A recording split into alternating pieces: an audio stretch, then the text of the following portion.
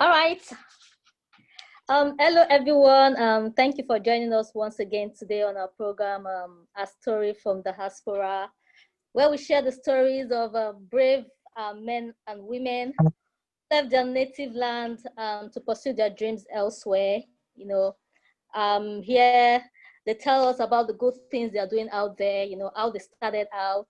It's not easy, when you leave your country to start all over elsewhere. There are a lot of challenges, we went through out here to be living our dreams. So our guests share all this with us. And this is basically to inspire those who aspire to get to where they are, to get it right. So today, we are privileged to have with us on our program today, Tunji. And Tunji is an award-winning UK-based journalist, a poet, and a global analyst. Hello, Tunde. How are you doing? Tunji. Tunji, sorry. Hello, Tunji. How are you doing? Great, thank you. All right, we are so grateful to have you on our program today. Thanks for honoring our invitation. All right, Tunji, please, can you tell us about yourself? Well, I'm Tunji Ofeyi. I'm born and bred in Lagos. And, I can see a video. Can you see me? Yeah. Okay. Great. So, as I was saying, I was born in Lagos. I attended the Lagos State University. And then in 2003, thereabouts, I started my career in journalism through the Week magazine. I've written them a poem, and then one thing led into another, as I say.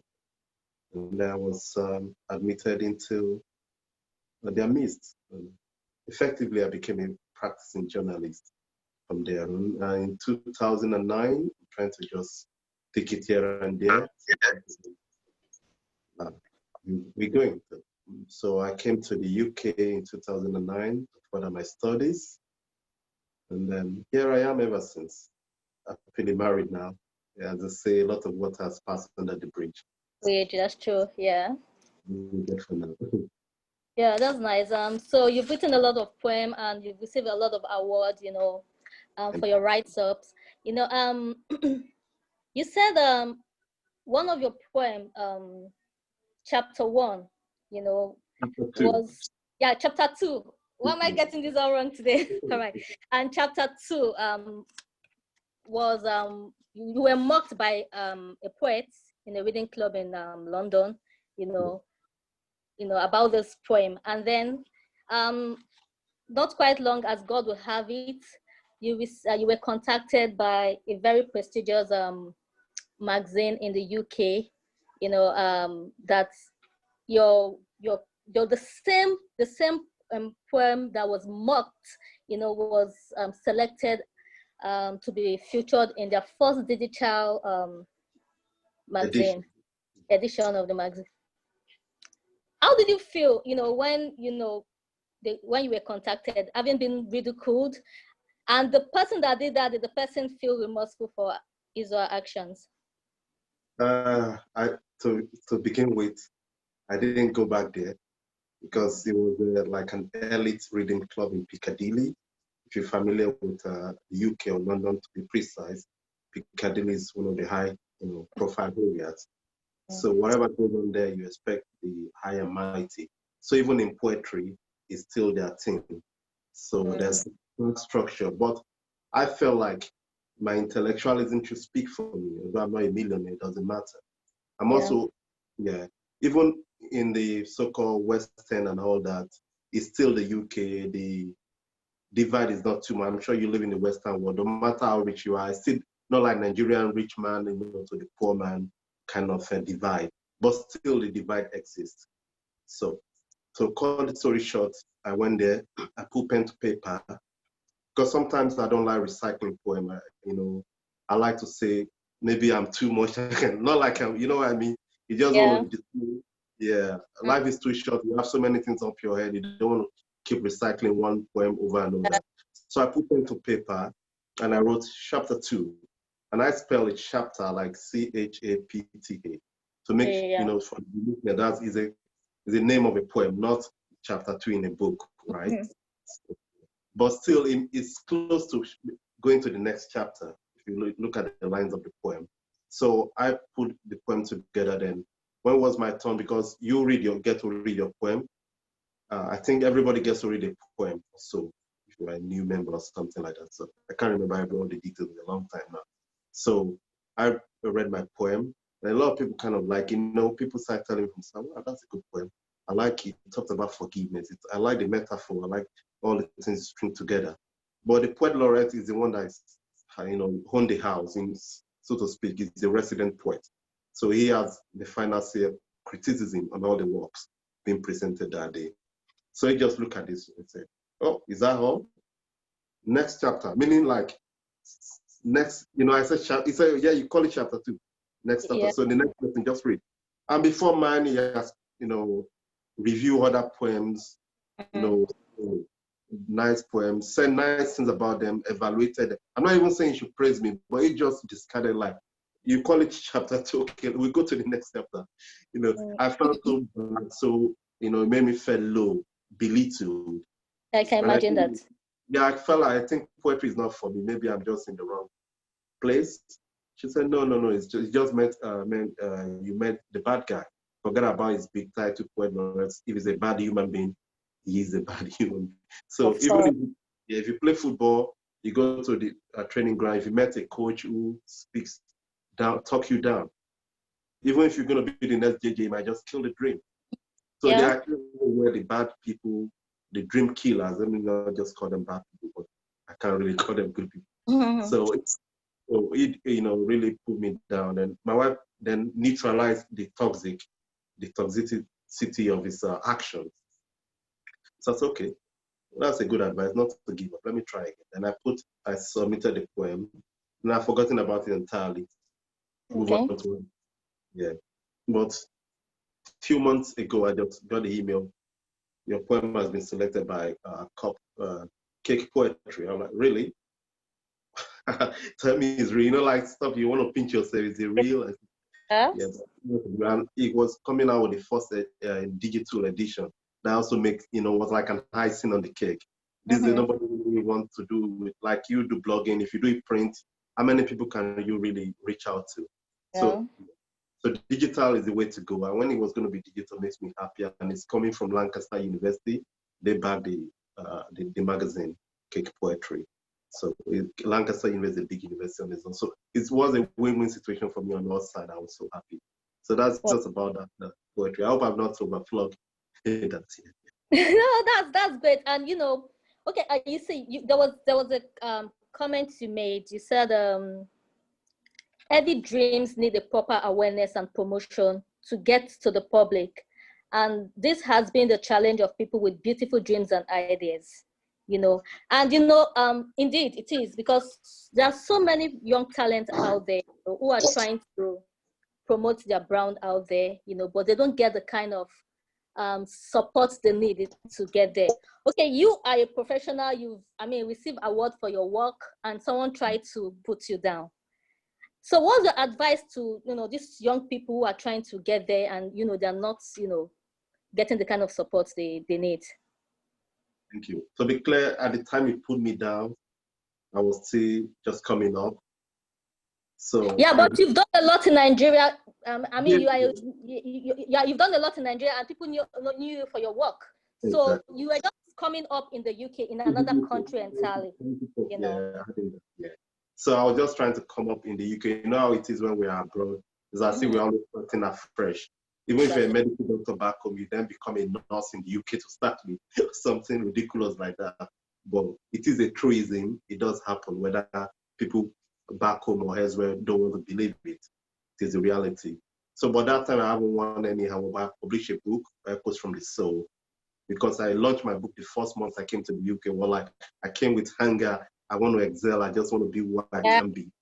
I got fantastic friends like Ola, nice guys who supported me. Some even came to perform for cheap at my book launch. It was unique and beautiful. I thought, I'm starting big in the UK, but of course, maybe we'll talk about all the UK realities.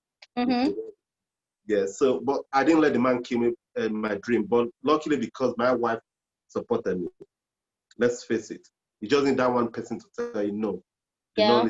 But unfortunately, not everybody, especially the type of society we live in, is not collective society like back home. Maybe even your neighbor is your friend. Everybody, your baba, my baba, I have most of my best friends in Nigeria used to be my babas. So they bab me, they also my friend, they also give me advice. So I don't even have those touches in the UK. Supposing I'm not married that time, it could even lead you to depression because my wife is also my best friend. It's a lonely society where you tend to even lose your friends due to jealousy. You will start with a lot of friends, don't get it wrong, it looks rosy. Yeah. But when you start, growing wings, I mean, not growing wings in the negative, man, like you're coming up, people desert you. This is, yeah. And I wrote one poem, actually, I call it Yum Yum in the Kingdom, meaning mosquito in the kingdom. It was as if we had a prophecy. And that poem was endorsed by Victor Wifo, the high life musician in Nigeria. He endorsed, that's why if you see my book, it was endorsed by Sir Victor Wifo. So he said they are good poems. So I was scared to publish them. Like, am I touching the wrong, button? Am I saying too much? But years later, it became dawned on me that God actually inspired me to write that poem because of things to come, things I will see. I've not seen the mosquito when I wrote Yum Yum in the Kingdom, but over time, the Yum themselves start biting me. For those who don't speak Yoruba, the mosquitoes start biting me.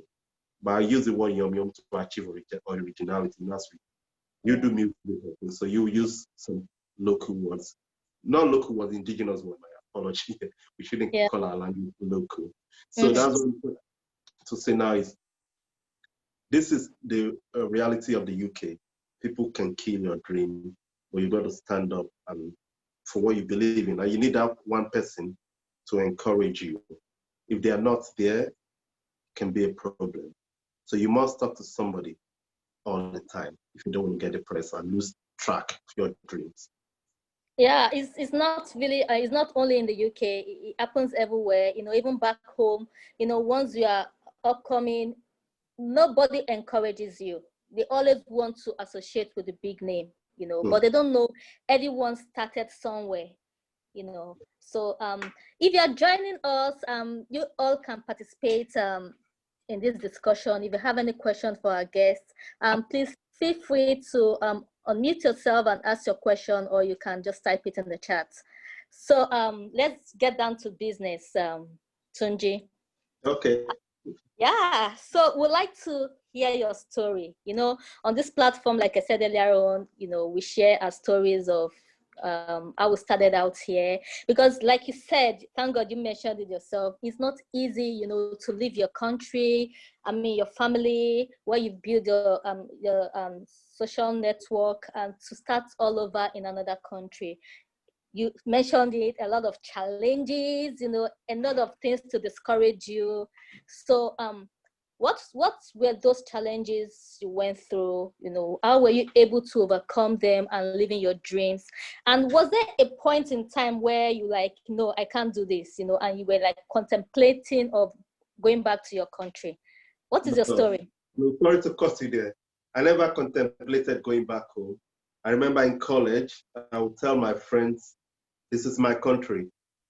This is my land. I felt connected to the UK from the aeroplane, from the air. The ground was green. I said, God, I love this place. I want to be here. Even though I was just coming as a student, I said, but this is where I'm going to be. I don't see my, go on. Okay, I wanted to say, sorry for cutting you. I wanted to say, would like to also know why you left Nigeria to settle in the UK. I left Nigeria because I was tired of the country. I was frustrated. My parents wanted me to do a master's degree in Nigeria. And I said arrogantly to provoke them, it wasn't real, not like I don't believe in Nigerian intellectuals. But I said, nobody can teach me in Nigeria anymore. I said, I'm too intelligent that they can't teach me. And that was like, oh, can you hear your son? He's too full of himself now. But it was just a tactic to provoke them. Of course, who am I that they can't teach me? But it did work. And I said, I want to go to the UK. That's where the people who can teach me, they're in the UK. So, but those are just on the lighter note.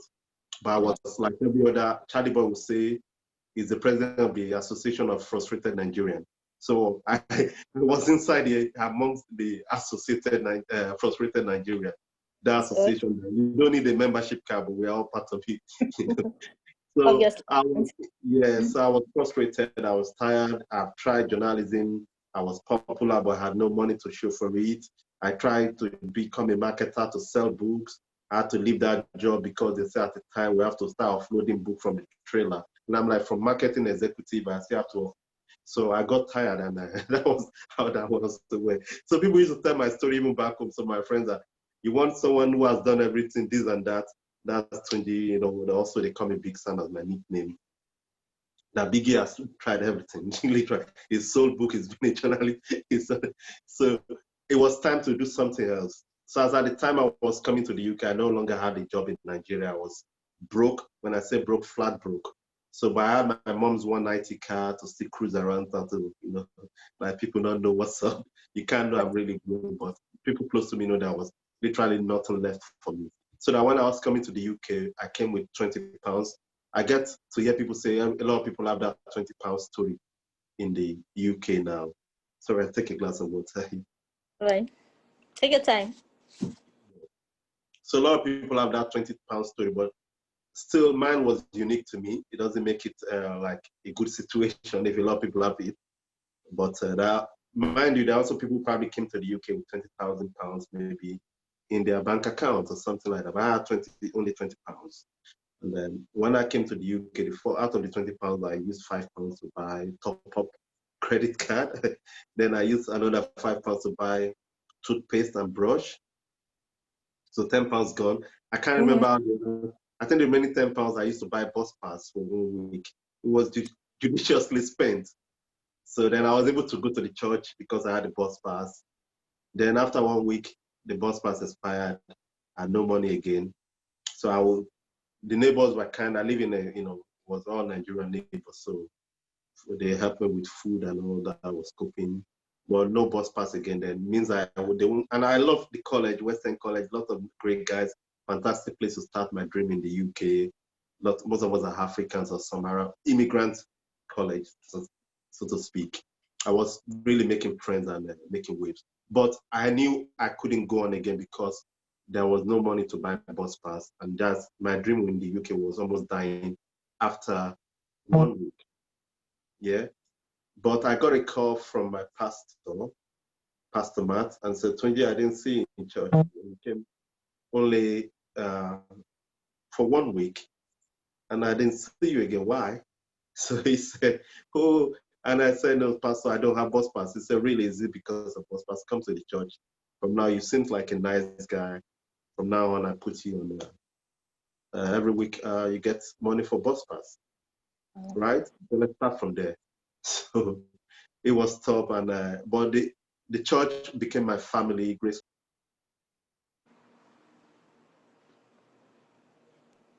or anything, and everything I needed, they provided, and that was it. So I also have the side where people story about when people say, "Oh, they got thrown out of the house by their family" or things like that. Yeah, I also got to that stage. I had a 1 week notice to leave the house. So, but I'm a determined human being. I don't take bitterness. I don't think things personal. So, and I like challenges. So when I got 1 week notice, I said, no, this is not good. This is not what I want for myself. I said, then I'll leave the next day on kind of self-respect. 1 week is too long. So I left the next day, packed my things. I didn't know where I was going to. I just calling my friends, "Oh, Biggie, nice guy, come, come, come, come. We can stay in this one room together in Brixton and all that." And I stayed in one room with everybody. It wasn't a very big room. All of us packed like sardine, but we enjoyed. We had fun. There was love. There was joy. So it was better than staying in a bitter house where Mhm. you even concentrate. It kills your creativity and you Yeah. lose it.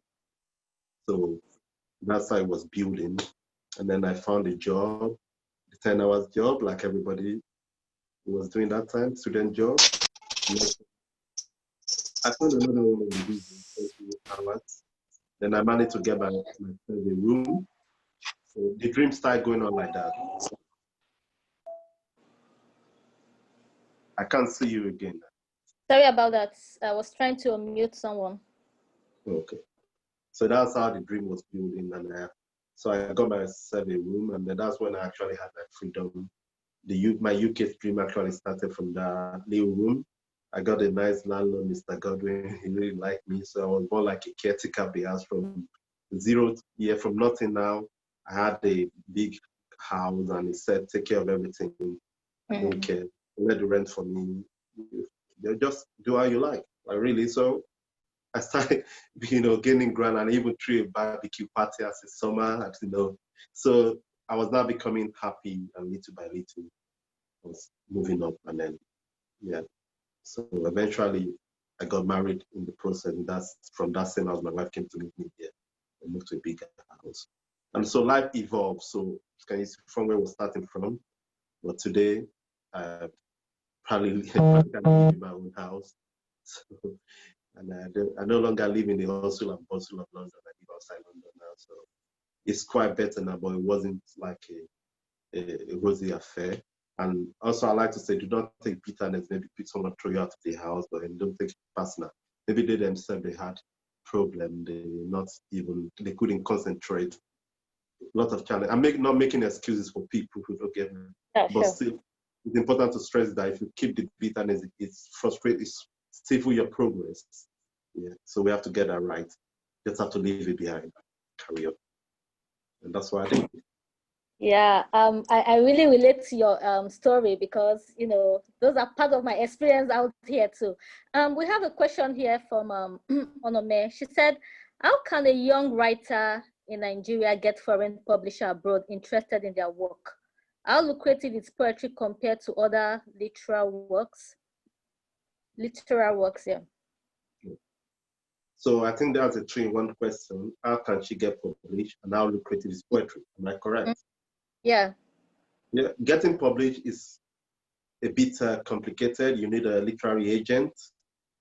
So it might be best to go through literary agents, and then they can pick up your work and then market it for you. It's like normal job, you go through agency. Sometimes it's easier, even though maybe they might take part of the percentage, but at least they help you break into the industry to start with. And how lucrative is poetry? Poetry, I would say, is a difficult art. That's why I still write. I'm a journalist still. You can't probably rely on poetry alone because not too many people can understand poetry. I'm sure someone can relate to that. It's a difficult art, like prose. That's why prose sells more.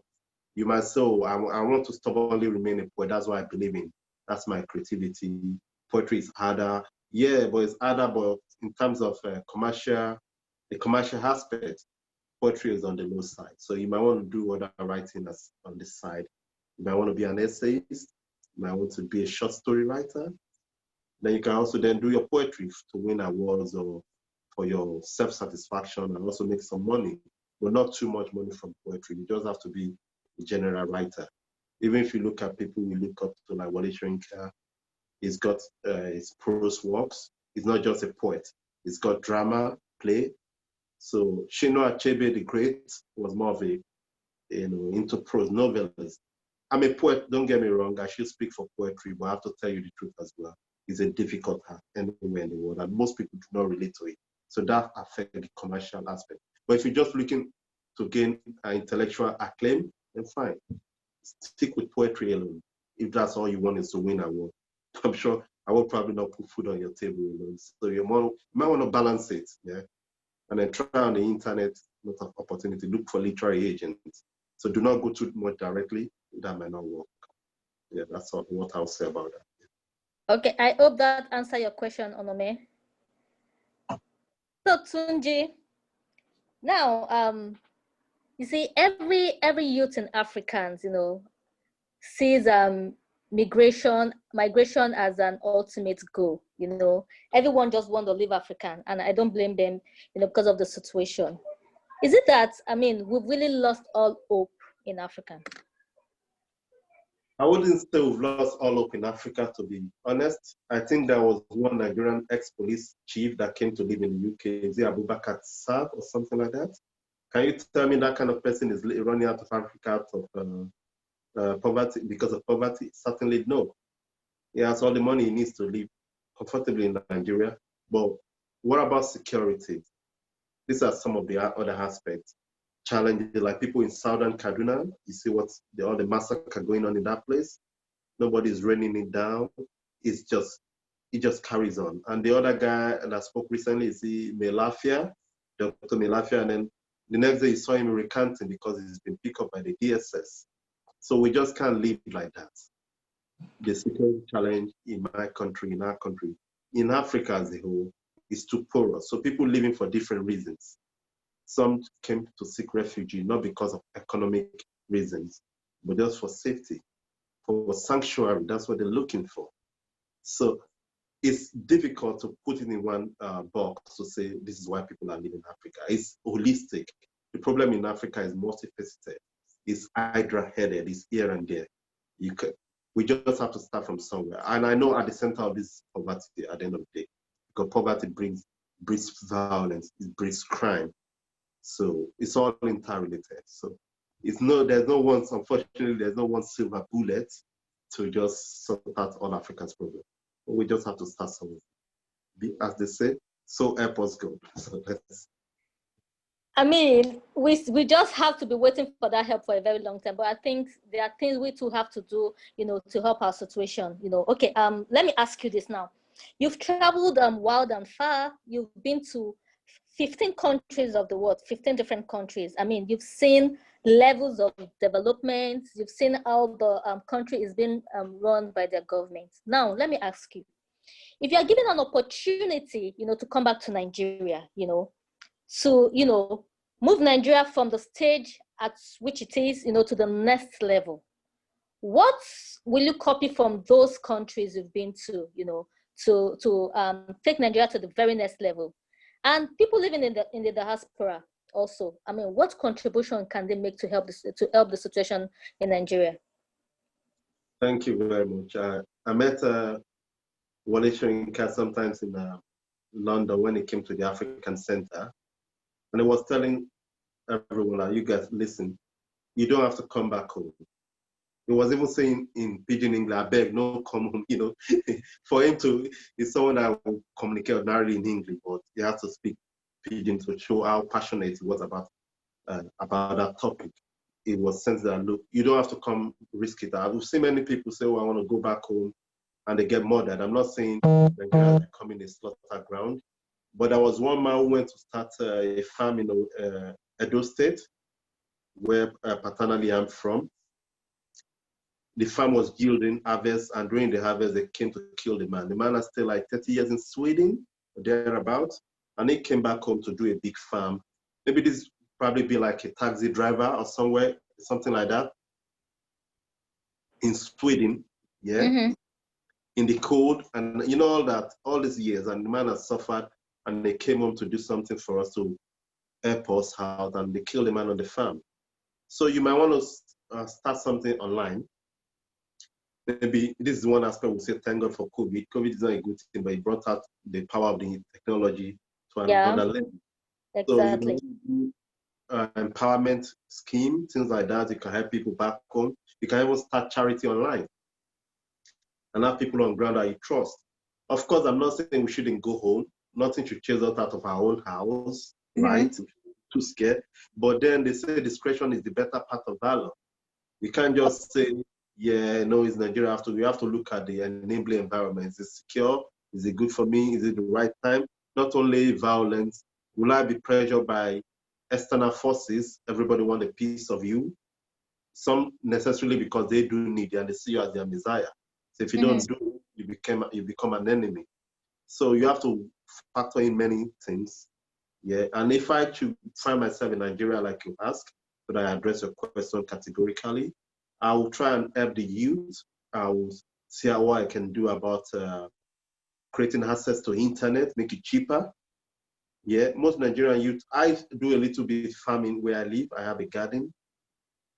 My hand, if you look at it, sometimes it's cracked, yeah, because I till the ground. Not because I'm broke or anything, but I just enjoy it. But still, I get something from the farm. I get vegetable, I get potato, things I should be buying. So what I'm saying, Nigerian youth can try it, but I know they do not want to do agri, so I can't force them, yeah? So I'll do more of access to internet. Most Nigerian youth have access to the internet. They'll be able to do a lot of things. They'll be able to, project themselves. Even if you tell them to do the so-called farming, they still need to like show video of our crop, you know, everything is interrelated these days. They can Mm-hmm. sell internationally when they do like YouTube video, you know, you can still show your farm on YouTube, and it's another entertainment branch on its own. So many things can come out of it, but without power, without internet, so I'm focusing on power, stable electricity. Is long overdue. I want to see that in my lifetime. Since I was born, I don't know about you, Fairly Chill. Have you seen electricity 24/7? It's going to be a miracle if it happens in Nigeria. Yeah, I haven't seen that. So I like to break that deadlock. I like to attempt it. Create a stable internet power supply, leave the people, they are talented, see what Nigerians can do. Good roads is also good, but a lot of people are, they always, if you choose see TVC, they always train states. All of them are doing 15 roads, this road, that road. Mm-hmm. But economically, we're not seeing the changes. The roads get destroyed again over time because everything is manual in Nigeria. So we do need more technology, like train running fast, so that everybody's not on the road at the same time. Yeah, so lots of things to do. Yeah. So I can't see you again. Okay, before I ask my next question, I still have a question here from Onome. Okay, she was like, she said, sorry, she said, please, are you available for mentorship? Should a budding writer be interested in having you taking them under your wing? What do you think is missing in the literary world in Nigeria that we can learn from the outside world? Oh, thank you. That's a million in one question. First, if you want to connect with me, you can either connect with me on Twitter, on Facebook. Yeah, I'm always on those sites. So DM me, say you've watched the program, Fairly Joe's program. So if you say from there, I'll just know who you are. Then we can pick it from there and maybe show you a thing or two, little trick in the book. So we see where that takes us to. And then you're asking question about what's missing in Nigerian literature. Well, Yeah. yeah. Most Nigerian, for instance, like she was asking about poetry now, I think it's about the stylistics, the style. I'm speaking artistically now and poetically. Like the guy sent me a poem, and I read the poem was beautiful, but I realized the poem was missing enough figure of speech. You know, when you study literature, that's the first thing, like the ABC of literature, isn't it? Yeah, so you have to learn your figure of speech. So if you want to be a writer in Nigeria, learn your figure of speech. So because writing without figure of speech is like tea without sugar, without cream. Yeah. So maybe some people like it that way, but in literature we don't. We like it with cream. So it has to have ingredients. Yeah. So without good proverbs, but poetry doesn't need proverb as well. But like if it's prose, you need to put proverbs. So these are the things that will strengthen the write-ups. So most of our young writers now, they write poetry like they're doing music, like they're writing two parts lyrics. It's different. So you have to go and learn your figure of speech first. Then that's when you begin to employ the metaphors, the ironies, the similes, anything you like that fits your what you're writing, the content. But you must be laced with those things. So without them, there's no ginger in what you're cooking. So you've got to ginger it up with your figure of speech. So I tell them, go learn figure of speech first. Don't just start writing or doing it like a spoken word. Unless you want to do spoken word. I'm not into spoken word, so I'm into intellectual poetry. Or if you want to do serious poetry that can win you awards, you can put the figure of speech. If not, it's like you want to write English, you don't know your ABC. As simple as that. Okay. All right, Onome, I hope you know how to connect with him now, and you have the information he just gave out. Okay, let's go back to what we're saying. Tunji, I know you've been involved in politics in Nigeria and also in the UK too. So, would you ever decide one day to go back home and go fully into politics in Nigeria? Actually, I've been invited. I've been tempted. Let me even use that word. That's better to come home and run for office. Maybe like become senator or something. That sounds cool. Much as nice sounding it is, one has also got to be careful. Look at Showore. You want to be president? Where is it today? I'm not scaring myself, neither am I scaring nobody. No. But you got to look at the reality of the times. You don't want to get home today and the next day you get to pick up for frivolities, for speaking out your mind. We still live like there's military here, unfortunately. scares me, that worries me. I want to go home and do politics in a safe environment if I can. Then if I cannot, I want to just stay where I am and be a good father to my kid, yeah, happy husband to my wife. Just live my life simply, work on my allotment, write my poems. If I become multi-millionaire in the process, I thank God. If not, at least I live a peaceful life. I don't do no crime. I don't hurt nobody. That's okay for me. But if Nigeria provide a leveling environment, of course, I'm happy to serve the public. I'm happy to share my time with the Nigerian people. I'm happy to do things the way, put things right if I'm allowed. But I don't want to go to a setup where the enemies are more than, only you trying to do it right and everybody is against you. What's the point? So I might want to be a Nigerian ambassador. Maybe that'll be easier for me because I'll probably be posted to a country and then I can learn that Nigeria's image and live abroad myself for a long time. So I can put things right. I can make Nigeria get their passport in time. This one, there'll be nobody coming on my neck and say I have to give them contract. Or maybe they make me a minister, but I'm worried about the campaign terrain. Not like I'm scared. I was in politics in university. I campaigned, even though it's always like a small version of what happened in the society. Mm-hmm. And it was dangerous then, let's face it. There are cultist group and all that in the school. So you have to be careful still. But we did it, we thank God we survived. I campaigned and I won election. So the point I'm trying to make is that I can always campaign and win election convincingly. I think I can do that as a politician. I'm not scared about the campaign trade. In the UK, I still campaign. But I want to campaign where nobody's treating my supporters. You get it now? I want to campaign where myself, I'm speaking on the road, so I'm not looking at my back. No, it doesn't make sense. You live in America. I'm not sure if Joe Biden want to make a statement. He's looking around his shoulder because he's scared of this or that. I'm not saying anywhere there's danger anywhere in the world, but it is limited. But the danger in Nigerian terrain is too much. It doesn't encourage anybody who want to live long, unfortunately. But that said, we can only hope and pray. So the way out now is just to hope and pray. Is that what we should be? You're gonna take it. Yeah, I feel there are things Nigerian youths need to do. I mean, just open and pray. When I was a kid, they keep saying Nigeria go better. I'm an adult, we still saying Nigeria go better. Let's keep praying. What's the hope? Okay, what's the hope for our next generation? I mean, if things continue this way, what's the hope for our next generation? What would be? I mean, what are we going to? What will be left for them? When if this continues. What I'm thinking, I've always been experimenting that in my head, is probably if they can make Nigerian election electronic, so people can vote from home. If they can make the cyber very secure, that in itself is a challenge.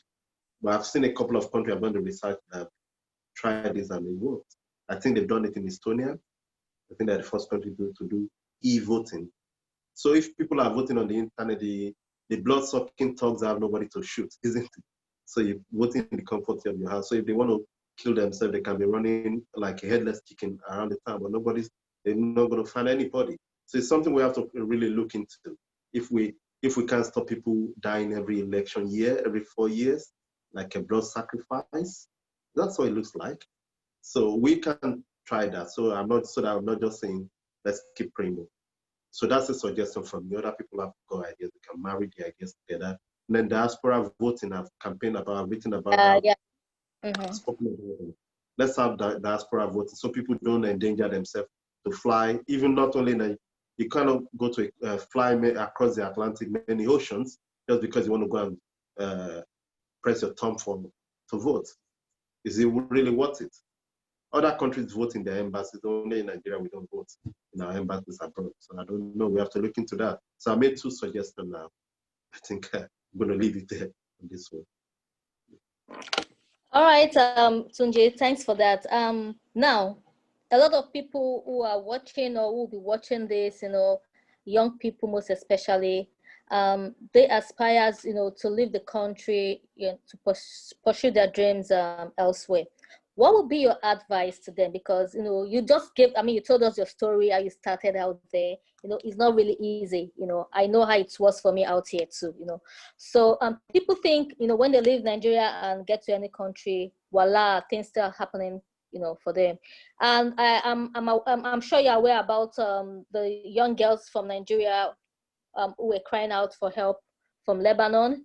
You know about their situation, and a lot of people are still going back there. So what is your advice to these young people who are going out there for greener pastures? I wouldn't use the word greener pasture, actually. That's an excessively generous word to use, because sometimes the grass is actually not greener on the other side of the fence. So you might want to think it twice. And one thing I always tell them, I get a lot of DM, oh my God, about this particular issue. They want to come abroad. Yes, I do not own the UK. Maybe neither do you own the US. I'm not, you want to come in. I'm not going to talk to you and say, no, you can't pass. So, but I owe you the duty of care to tell you the truth, nothing but the truth. Come in minimum as a student. You want to come abroad. You can start your journey peacefully as a student. Even at that, when you listen to my story, it wasn't still easy. But imagine if I had come as a visitor, that makes everything worse. That means you're going to start having an immigration problem from the beginning. You're not going to get anywhere. So you should come to any country you're going to. You must travel with the view that you will not have an immigration problem. Because that's the problem. Even my advice for you, I can tell you sweet things, it won't change it. The problem nobody can help you about. Is you against the state. And the law is the law. So you got to play by the rules from the beginning. But if somebody is deceiving you, that you can put some people picture in your, and Olori, they call it in Europe. I don't know, they have this term for it that when they do the fraudulent passport and all that, they won't take you anywhere, they won't take you far. So minimum, you must come with I'm just saying student visa, it could be another category, but I must have residence permit from the beginning so your life can have peace. So if that paper thing is not right from the beginning, you might be one of those people who unfortunately might live abroad for 20 years and one day the immigration will still pick them up and deport them. Even after 30 years, it happens. Sure. It's sad. Waste of life. Yeah. So I've had a story about someone that got their British passport at age 50 something, and then they'll be looking at the passport. He's a lonely man because he never had paper for a long time. So his life was literally held down. So all his youth was wasted hiding, against the system. So eventually gave him the highest so-called document. They said he will look at the passport every evening and he'll be crying. And people will go and knock his door, Uncle, so don't cry. He will say, this is the passport that wasted my life. It's as if he even got it, he's still not happy because he's not still living in one room. Life, he can't go back to Nigeria to tell some sad story. Here too, he's not doing fine, even when he got the passport, because the foundation wasn't there. It's been bent from the ground, so you can't correct it from the top. So it's a very dangerous thing. You might want to think it very well. You want to come abroad, please make sure you have the right papers before you put your feet climb up on the plane. Otherwise, go back home. Thank you. Thank you so much, Tunji. I mean, you all have had it all, you have to get, like I keep saying here, you have to get your priority right, to get things right also. Thank you so much, Tunji, for telling us your story today. We are so grateful to have you on the program. And please, when next we call, please, we believe you always come around, to talk to us. Thank you. And thank you all of you who have participated today. Please subscribe to our blog and, share our stories, with others. Thank you and see you some other time.